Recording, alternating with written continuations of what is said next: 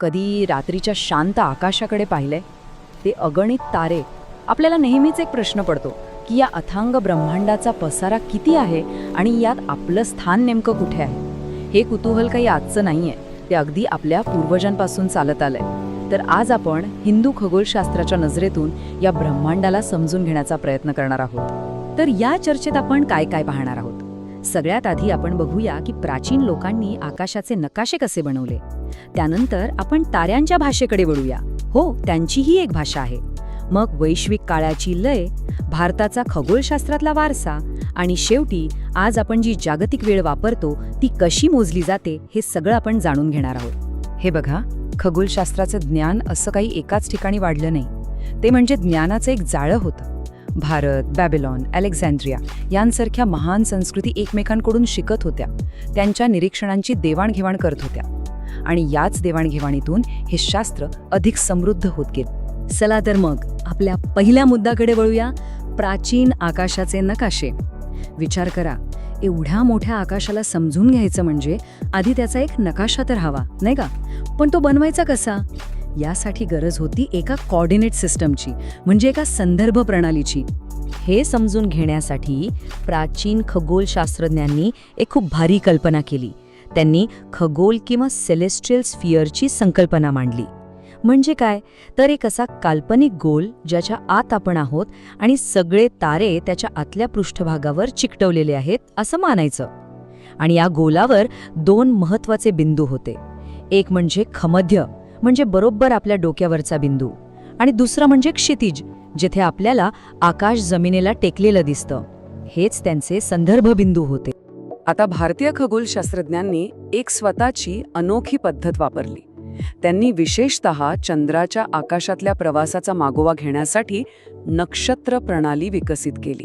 त्यांनी काय केलं तर संपूर्ण आकाशाला 27 समान भागांमध्ये विभागलं आणि या प्रत्येक भागालाच आपण नक्षत्र म्हणतो.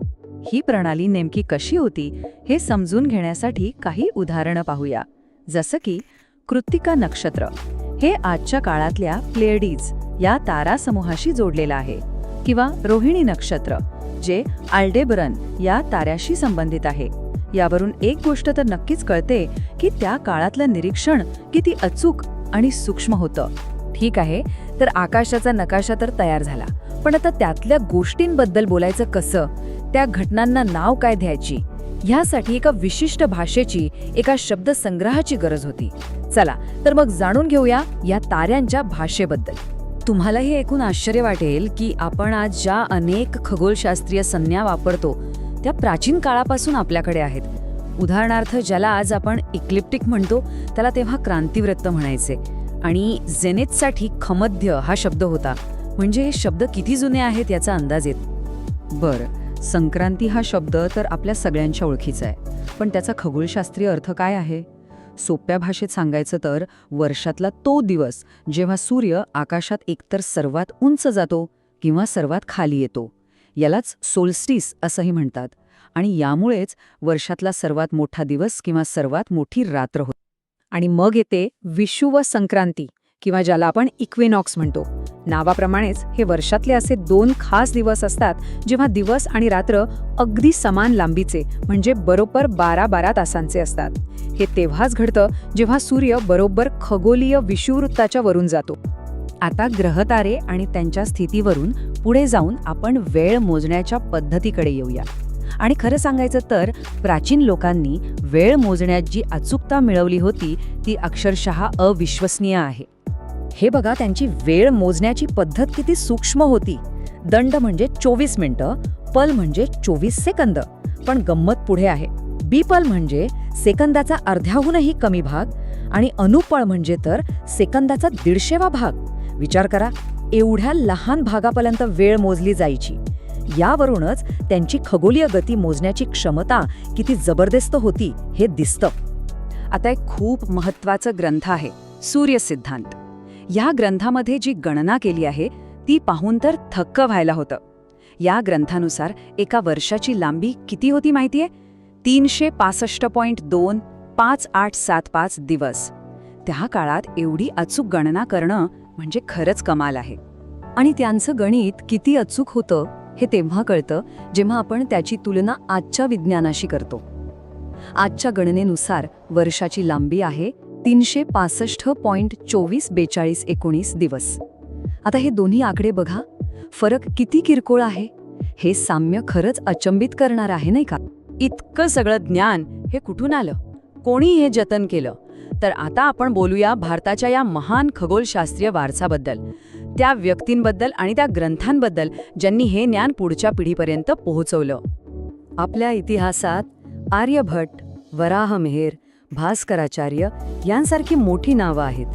यांनी खगोलशास्त्रात खूप मोलाची भर घातली. त्यांचे ग्रंथ जसे की आर्यभट्टीय किंवा सिद्धांत शिरोमणी हे फक्त गणिताची पुस्तकं नाहीत, तर ब्रह्मांडाबद्दलच्या त्यांच्या सखोल विचारांचं प्रतिबिंब आहेत.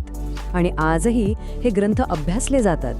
चला आता या प्राचीन इतिहासातून थेट वर्तमानात उडी मारूया आणि पाहूया की आज आपल्या जगात जागतिक स्तरावर वेळ कशी मोजली जाते. इथे एक स्वाभाविक प्रश्न पडतो. पूर्वी प्रत्येक जण आपापल्या पद्धतीने वेळ मोजायचा, पण आजच्या जगात जिथे सगळं एकमेकांशी जोडलेलं आहे तिथे सगळ्यांची घड्याळे एकाच वेळी कशी चालतात? हा ताळमेळ साधता तरी कसा? याचं उत्तर दडलंय आंतरराष्ट्रीय वार रेषेमध्ये. ही काल्पनिक रेषा आहे जी पृथ्वीवर 180 डिग्री रेखांच्या जवळून जाते. सोप्या शब्दात ही ती रेषा आहे जिथे एक दिवस संपतो आणि दुसरा सुरू होतो. तुम्ही ही रेषा ओलांडली की थेट तारीखच बदलते. संपूर्ण जगाचा ताळमेळ राखण्यासाठी एक प्रमाण वेळ आहे, समन्वित वैश्विक वेळ म्हणजेच UTC. ही 0 डिग्री रेखांशावर आधारित आहे आणि मग प्रत्येक देश स्वतःची वेळ ठरवतो. जसा आपल्या भारतात आपण वापरतो भारतीय प्रमाणवेळ म्हणजे IST, आणि आपली भारतीय प्रमाणवेळ म्हणजे IST ही जागतिक प्रमाणवेळेपेक्षा म्हणजे UTC पेक्षा बरोबर 5.5 तासांनी पुढे आहे. म्हणूनच आपण +530 असं लिहितो. यामुळेच आपलं काम जागतिक वेळेनुसार व्यवस्थित चालू शकतं. थोडक्यात सांगायचं तर वेदांमध्ये सांगितलेल्या नक्षत्रांपासून ते आजच्या अणुघड्याळांपर्यंत वेळ मोजण्याचा हा सगळा प्रवास म्हणजे मानवी बुद्धी आणि कल्पकतेची एक जबरदस्त कहाणी आहे. आणि जाता जाता एक प्रश्न सोडून जातो. आपलं जग दिवसेंदिवस एकमेकांशी अधिक जोडलं जात आहे. अशा वेळी जागतिक वेळ मोजण्याच्या पद्धतीत पुढचा बदल काय असेल? भविष्यात आपल्याला यापेक्षाही अचूक आणि एकात्मिक प्रणालीची गरज भासेल का? यावर विचार करायला हरकत नाही.